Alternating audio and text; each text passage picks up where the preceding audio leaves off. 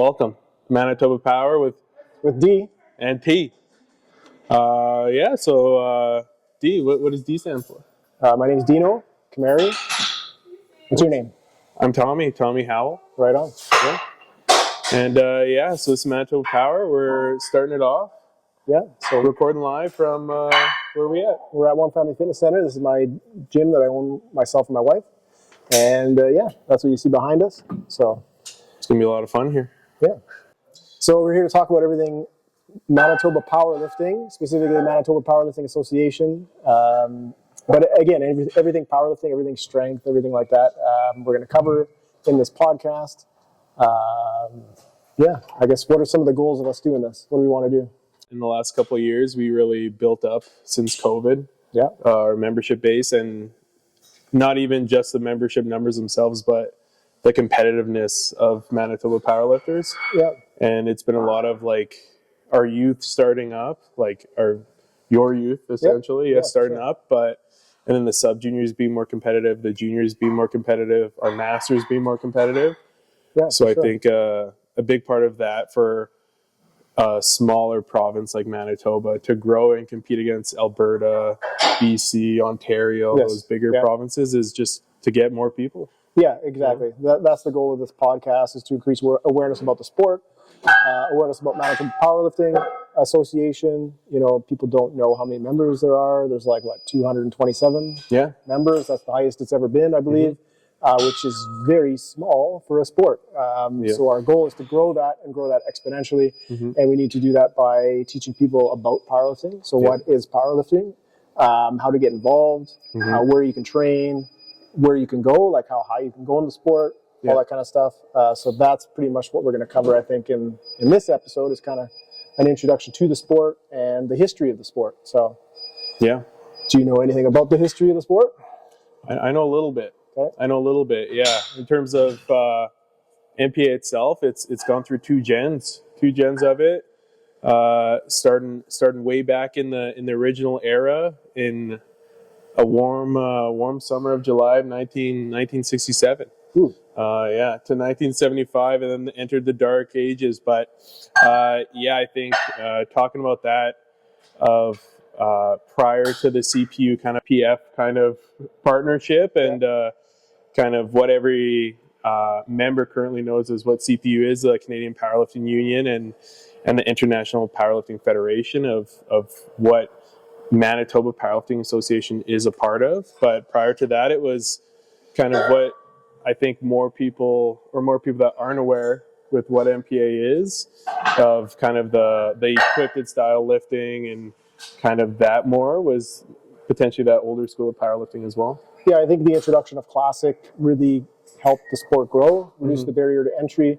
Like, I'd love to do equipped, but I train alone. So you have to have an option where people can be training by themselves, and that's what Classic did, and that's kind of why we saw the boom of powerlifting, is an introduction of something that didn't require all of that extra gear and training partners and stuff. So unless you go to Haywood Ranch, there you go. Yeah, you can shout out to the Haywoods. And the Haywoods are a big name within Manitoba powerlifting. Obviously, Sue is still on the board, but Brock and Sue have been long involved with the board.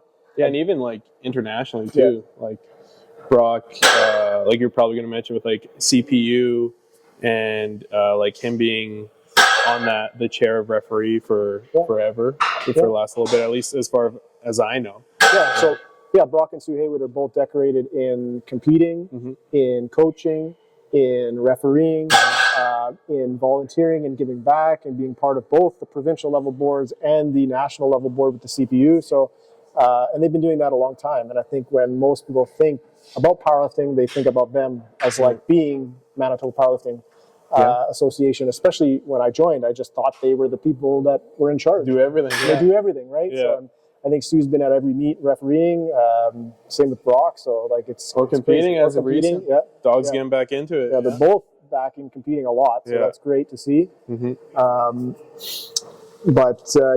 we see with MPA 2.0 and 2024, we see a lot more youth in the board, youth competing, and I think we're getting a turnover of faces, and there's a lot more opportunities for the sport to grow when younger people move in and they have new ideas, and we see new types of events and fundraising and all this kind of stuff. So I think this podcast is a reflection of that, in that it's something that our generation is more involved in, and this is how we're going to grow the awareness of our sport. Yeah, and that I think was like before I got on with the board or more involved with MPA, that was kind of my worry about like this bubble that we currently have and not it kind of popping. Because I think in the past it was kind of that fluctuation of like member highs, member lows, and I think like open, like as people age into open, that's when like you get more life turnover, life gets more hectic. But as we can kind of see now, like our open numbers are good, our junior and sub junior numbers are growing. So I think building on this and creating this to kind of, in the past history, like prior to 2020, there was, 3 to 5 meets a year, maybe not even that much, probably 3 for sure. And then now we have them like every other month. Yes, exactly. So it's insane. You can compete, you can train for a competition, but the hardest thing is going to be registering because those will cap out, right? Yeah, exactly. Which is a great problem to have. Yes, 100%, for sure.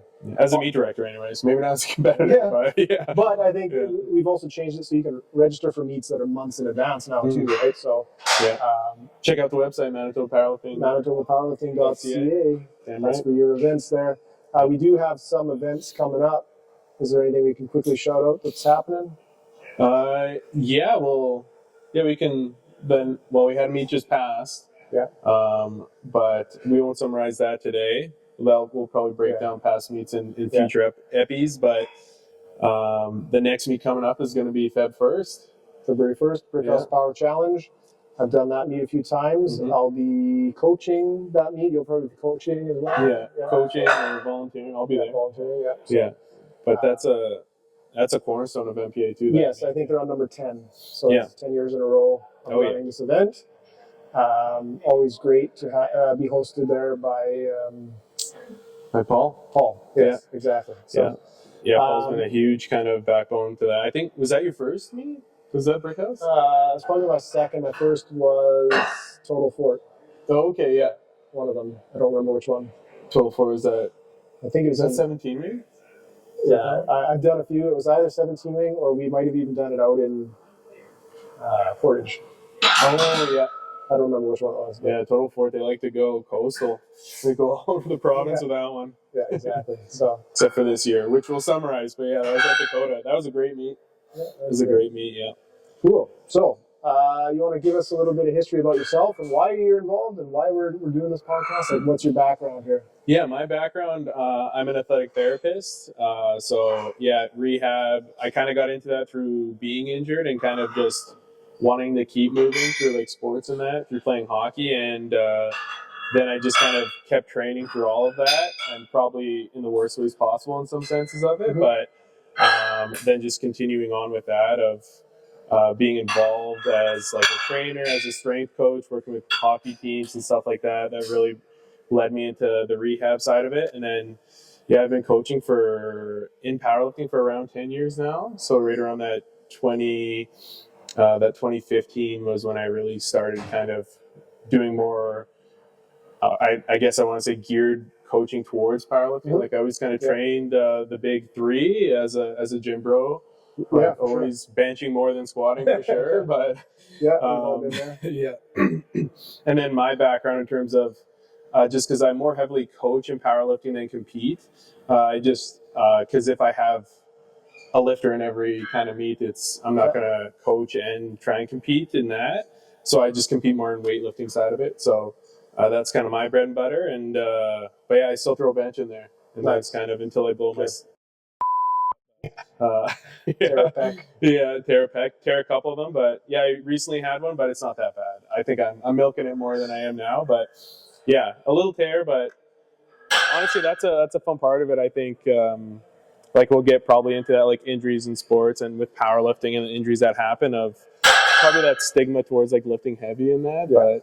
And I think like you've been a big advocate for that with youth of like, hey, you're no contact. Like this is definitely the safest space that you can. 100%. And injuries are going to happen, but you tear a muscle, you rehab a muscle. Yeah, 100%. You can work around it. That's kind of. What about you? Yeah. Why are you here? Why am I here? Yeah. Well, I've been a personal trainer, I think, for going on 22 years now. Heck yeah. General population for a long time, got into bodybuilding, did like 12 bodybuilding shows, coached hundreds of bodybuilders, and then met a powerlifter. Had already been training, thought I was pretty strong, learned I wasn't that strong. But did my first meet, I think 2015 or 16, I don't remember. Probably Total Fort was my first meet. Got hooked right away. Definitely missed my first squat when I re-racked it before the squat command. Oh, you were hyped up. Because I was hyped. Yeah. I was super hyped. Back then, it was cool. We didn't have to wear T-shirts under our singlets. I don't know if you remember that. Oh, yeah. For deadlifts and stuff. So I was a bodybuilder, so I was always jacked. So that was cool. But yeah, I fell in love with the sport. It aligned well with how I coach and train people, just in the general population, because it gives them a benchmark for like getting stronger and a way to test it. And like you mentioned, the no contact, like I did judo for 20 years. I competed professionally in mixed martial arts, so I've had many injuries. I did Muay Thai kickboxing, jiu-jitsu, boxing, wrestling. This sport, there is no contact, right? So like it is safe, and especially for youth, and it teaches them a lot of skills that they can carry forever, right? So like my two oldest kids were the first youth to compete in Manitoba history, and they learned things that they will know for the rest of their life. And they were able to compete in a sport that, one, was relatively inexpensive for us. Luckily, we own a gym, and we have access to the equipment and stuff like that. And then I can coach them, which is a reduced cost and stuff like that. But it's still a low cost and a low barrier of entry sport versus like hockey that can cost like 10 grand a year, right? Yeah, like, of course. And then you have concussion risk and stuff like that. So I really love this sport for so many reasons, and that's kind of why I'm here promoting it, and why we ref and coach and compete and give back through the board and all this other stuff that we do. So Yeah, we do a little bit. yeah, and I got lucky enough to be sort of good in my class. So like I can travel, I can compete internationally, and I don't really have to worry about coaching people locally because I don't really compete in local meets anymore. I've gone to that next level. So I can just compete when I go to nationals or I go to worlds or something. When the big meets happen. The big meets happen. But yes, I do tend to have an athlete in every event at least, and then I try to ref at least one event a year just to stay certified as a ref, right? So plus we host an event every year called The One, hosted by our barbell club as well, and it happens every March. So When's that one? So that one is March 22nd. It's at Glenlawn Collegiate down the street, and this will be our third year in a row. So we're very excited for it. It tends to be one that introduces a lot of new people into the sport. We get a lot of youth, a lot of seniors competing, a lot of first timers, and again, it's just a way to grow the sport. So and that's a good venue too at Glenlawn too. I think I've had one in both the last ones, at least one lifter in that. And that's a really good round meet there. So I like that. Thanks. I like that venue. Cool. Get in the gym there. That's a little bit about us. Should we maybe just briefly tell people what powerlifting is? Yeah. We got about 15 minutes in, and people don't even know what we're talking about yet. Yeah. What are we even doing here? Right. So they know all about MPA though. Is a sport. It's a sport Governed by MPA, the Manitoba Powerlifting Association, but it's a 3-lift sport for the squat, the bench, and the deadlift. Heck yeah. So do we just do that one time? Like, what do we do? You go to a meet and you see what you can do. See what you can do. Yeah. So I guess there's kind of two categories that you can do. We won't get into equipped and unequipped yet, maybe too in depth, but unequipped is going to be the more that barrier to entry, because you could just have shoes, a singlet, and that's pretty much it, and then you can go compete. But going into a meet, you're going to have 3 attempts for the squat, and so 3 attempts, you can increase by 2.5 kilos. So this sport, if you're, depending on what gym you're in, it could be pound plates. So I've seen it happen, probably not too much, but when it does happen, it can be funny after the fact, for sure, of selecting your weight, your opener of like, I've lifted 150 pounds easy, and then you put that in kilos, you're like, that's 334 pounds or whatever it is. You're like, oh, this is buckle up, Yeah, so you could easily just ask them to go down. No, once it's locked in, you can't. Because you're lifting in order, there's lot numbers. Yeah, I'm thinking more of the rack heights. No, that's my little brain fog there. But if you're, so that's the other thing. Yeah, so there's rack heights too in that you'll have to pre-select of when you weigh in. But in terms of the meat, the raw lifts themselves, you'll get 3 attempts. increasing 2.5 increments minimum. Although if you miss it, and then you can miss squat by jumping, because there's 2 commands, a squat command and a rack command. So like Dino said, he got revved up hot and heavy. Yep. And he racked it a little bit early. So if you miss any of those 2 commands, you're going to get flagged for a no lift. Yep. And then other than that, usually the other ones are depth. So if you don't hip depth, if there's the knee crease, the hip crease below the knee, then you'll get flagged for that. And there's going to be a little bit more parameters around. Now you got 3 judges staring at you, and I think which is kind of that biggest difference in terms of when a lifter first comes into a meet, and maybe they train alone in their basement. Yeah. And they just train alone, no spotters, no loaders, no anything like that, and they walk up to a bar, and there's, if you're squatting or lifting anything over 500 pounds, then there's going to be 5 people around you, 1 behind your back. And so that can be a little bit intimidating, as well as having like 3 people examining your every move. Yeah. So that's a little bit different as well. But what about bench? Yeah, so bench, obviously he's twice my size, so he's probably got a bigger bench, but... One way to find out, let's load it up. Bench used to be my favorite lift. Deadlift is my favorite lift, but there's 3 commands on the bench. The start command, which is to lower the bar down to your chest. The bar needs to become motionless, and then you get the press command. And then you can't rack it just yet. You got to wait for the rack command once your elbows are locked out and the bar has stopped moving. Same rules apply in that there's many ways you could get a red light out of those 3 lights. Could be elbow depth, could be downward motion, could be you couldn't get it off your chest. Could be you jumped any one of the commands. So again, the sport is very technical, like any sport. It's a skill, which is why, 1, practicing is important, having a coach is important. But yeah, bench is popular. It's so popular that there's also a bench only category. Yeah, that's the other one, yeah.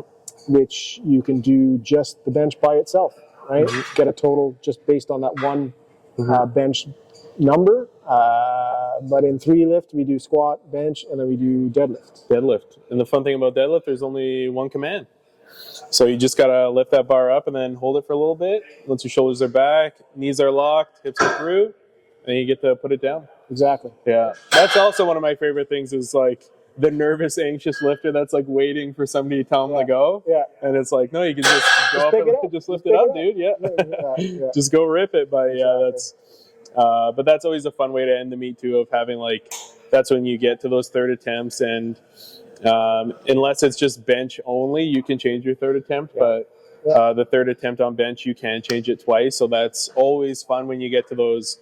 And it's happening more at local meets now, I think, in the podcast that we'll just say we didn't get released, but in our last episodes that we talked about that, like prior at local meets, like in the past, there wasn't really like a jockeying for like 1st, 2nd, 3rd. Usually, and even still happens at any local meet, you may be the only one in your age category and weight class that are going to be competing. So you may not be changing your 2nd and 3rd. Yeah. But now at local meets, there's those more popular weight classes of those like 66 to 93 kilo men opens, and like even 57 to 69 kilo female opens. Now there'll be more deadlift changes on a 3rd attempt at a local meet. Yes, yeah. Which is, it's tough on a coach if you don't know what the heck's going on. So I've definitely taken advantage of that. I'm a coach on knowing me just slipping in a deadlift change and being like, well, we got it, dude. So sorry, but 100%. Yeah, but yeah, that's fun. And then, so is that it in terms of like what happens after you get it? Why do we even do this? So how do we win? I guess we need what's called the total, which is the best of your 3 lifts. Nice. Combined into 1 gives you a total. Okay. And from that total, you'll be ranked based on good lift points, GL points, which is a coefficient score that's calculated based on your age, I think your gender, and your total. And it gives you a number that ranks you, right? And traditionally, a number over like what? What do you think is a good number? I think anything over 85 GL points is, and even 80, like to shoot for as like you're progressing is strong, like objectively very strong. 80 plus is strong for sure. And then like 90s, you're competing at the regional meets for sure, and probably even tapping into nationals. Yeah. And then over 100 is, I mean, we just had our first 3 people ever in Manitoba, which again, there's no video proof of it, but I did say that Jason Manello was the most, one of the funnest lifters to watch in terms of his technique, especially with the deadlift, as you noted. But his energy. Yeah, he was, I believe he was the first one, and then Eric was the second one. Right. And then to break the 100 GL point barrier. And then Monica, which now has the highest GL. Yeah, highest GL in Manitoba. And so, and the reason why I kind of, my segue into that was in order to like compete at a national level, that's usually going to be that benchmark of like those 100 GL points. Like in order to be, to kind of scratch that competition of like a top 5, you're likely going to need to be around there, especially in open. Yes, definitely in open. Definitely in open. You're going to have to be in and around there and have a good day to kind of win nats as well. And in the male side of 74-83 is just an insanely strong class. Yeah, so and you're looking at 30, 40 guys in a class too, right? Split into 2 groups, usually an A and a B group. So A and a B in 2 sessions. It's a very competitive class, which will definitely get smaller in terms of the new totals coming out, or qualifying standards. So that's good. And then we'll kind of maybe wrap up this first epi by our athletes of the year. Sure. Let's talk about what an honor and a privilege to have one in our presence here. What an amazing time. Come out here.